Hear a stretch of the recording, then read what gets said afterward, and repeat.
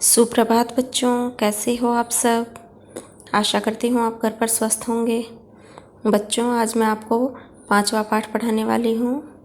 देखिए, पाठ का नाम है आपका पंडिता रमाबाई। पंडिता रमाबाई के बारे में है ये पाठ। देखिए, स्त्री शिक्षा क्षेत्रे अग्रगण्या पंडिता रमाबाई 1858 तमे ख्रीष्टाब्दे जन्म अलभत। स्त्री शिक्षा के क्षेत्र में अग्रणी मतलब आगे रहने वाली पंडिता रमाबाई का 1858 ईस्वी में जन्म हुआ। तस्याः पिता अनंत शास्त्री डोंगरे, माता च लक्ष्मीबाई आस्ताम। उनके पिता का नाम था अनंत शास्त्री डोंगरे और माता कौन थी? लक्ष्मीबाई। ठीक है, उनके पिता अनंत शास्त्री डोंगरे और माता लक्ष्मीबाई थी।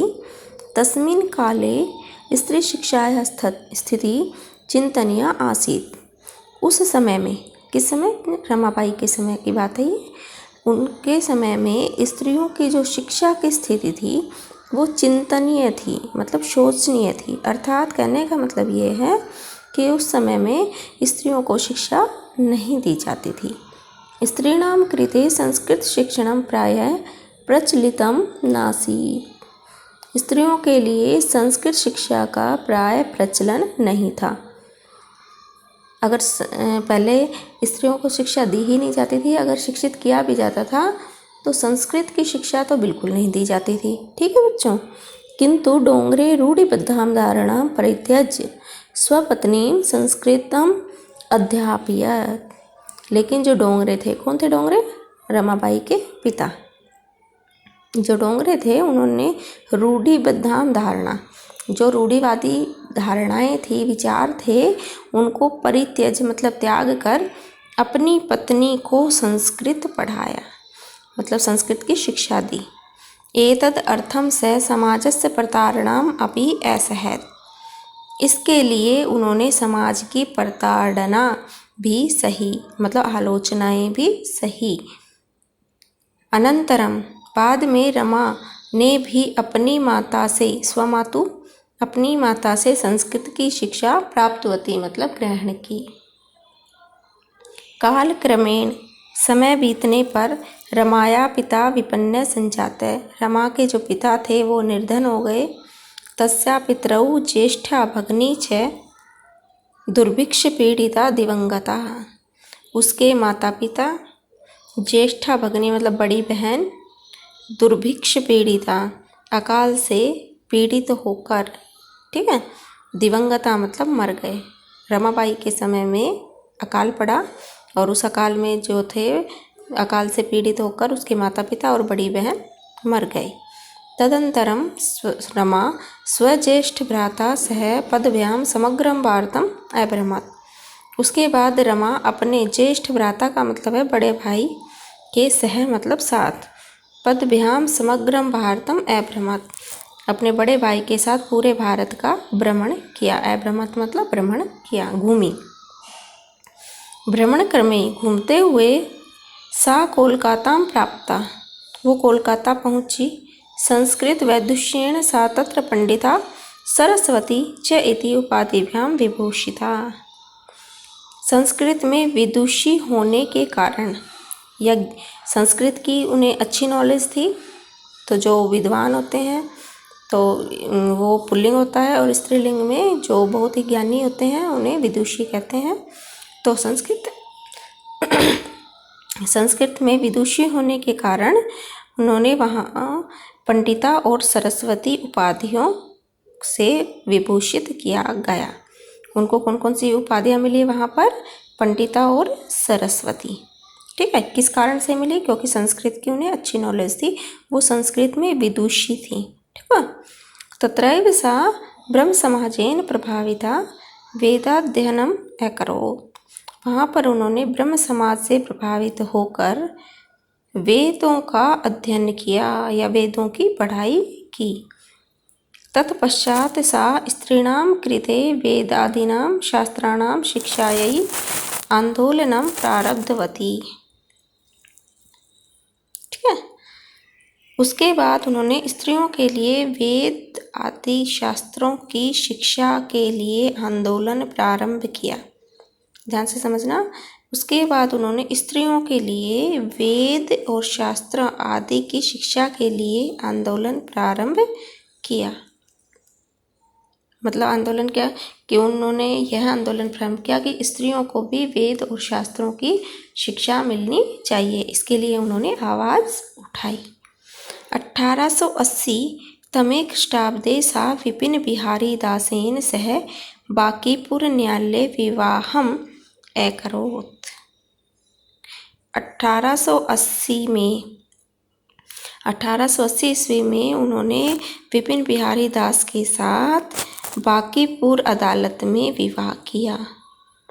सार्ध एक वर्षात् अनंतरम तस्या पति दिवंगतः। बांकीपुर न्यायालय में किसके साथ विवाह किया उन्होंने? विपिन बिहारी दास के साथ। फिर क्या हुआ कि सार्ध मतलब आधा होता है बच्चों, एक आधा और एक मतलब डेढ़। सार्ध एक का मतलब डेढ़ वर्ष में अनंतरम मतलब बीत जाने पर 1.5 वर्ष के बाद उनके पति दिवंगत हो गए, मतलब मर गए या स्वर्ग सिधार गए। यहाँ तक समझ आया बच्चों? इससे आगे देखिए। तदंतरम उसके बाद सा पुत्र्या मनोरमया सह जन्मभूमि महाराष्ट्र प्रत्यागच्छत। उसके बाद वह अपनी पुत्री मनोरमा के साथ अपनी जन्मभूमि महाराष्ट्र लौट आई। ठीक है, उनकी जन्मभूमि कौन सी थी? महाराष्ट्र, वहाँ लौट आई वो। नारीणाम सम्मानाय शिक्षायै च सा स्वकीयं जीवनम अर्पितवती। नारियों के सम्मान और शिक्षा के लिए उन्होंने अपना जीवन अर्पित कर दिया। हंटर शिक्षा आयोगस्य समक्षम नारी शिक्षा विषये सा स्वमतं प्रस्तुतवती। हंटर शिक्षा आयोग के सामने, हंटर शिक्षा आयोग के समक्षम मतलब सामने नारी शिक्षा के विषय में उन्होंने अपना मत मतलब विचार प्रस्तुत किया। सा उच्च शिक्षार्थम इंग्लैंड देशम गतवती। उच्च शिक्षा प्राप्त करने के लिए इंग्लैंड देश गई। तत्र ईसाई धर्मस्य स्त्री विषयकै उत्तम विचारै प्रभाविता जाता। वहाँ पर ईसाई धर्म के जो स्त्रियों से रिलेटेड जो उनके उत्तम विचार थे, अच्छे विचार थे स्त्रियों के विषय में, उनसे वो बहुत प्रभावित हुई। वहाँ पर कहाँ? इंग्लैंड जब वो गई तो वहाँ पर कौन से धर्म के लोग ज़्यादा रहते हैं? ईसाई धर्म के। ठीक है, वहाँ पर ईसाई धर्म के जो स्त्रियों से संबंधित अच्छे विचार थे उनसे वो बहुत ही प्रभावित हुई। एक बार दोबारा देखिए बच्चों। स्त्री शिक्षा के क्षेत्र में अग्रणी पंडिता रमाबाई 1858 में उनका जन्म हुआ। उनके पिता अनंत शास्त्री डोंगरे और माता लक्ष्मीबाई थी। उनके समय में स्त्री शिक्षा की स्थिति अच्छी नहीं थी। स्त्रियों के लिए संस्कृत की शिक्षा प्रचलित नहीं थी। किंतु डोंगरे, जो उनके पिता थे डोंगरे, उन्होंने रूढ़िवादी धारणाओं को त्याग कर अपनी पत्नी को संस्कृत पढ़ाया। इसलिए उन्होंने समाज की प्रताड़ना भी सही। इसके बाद रमा ने भी अपनी माता से संस्कृत की शिक्षा ग्रहण की। समय बीत जाने पर रमा के पिता निर्धन हो गए। उनके माता पिता और बड़ी बहन दुर्भिक्ष पीड़ित, अकाल से पीड़ित होकर दिवंगता मतलब मर गए। तदंतरम रमा स्वज्येष्ठ भ्राता से पद्भ्याम समग्रम भारतम अभ्रमत। उसके बाद रमा अपने बड़े भाई के साथ पूरे भारत में घूमते हुए वे कोलकाता पहुंच गई।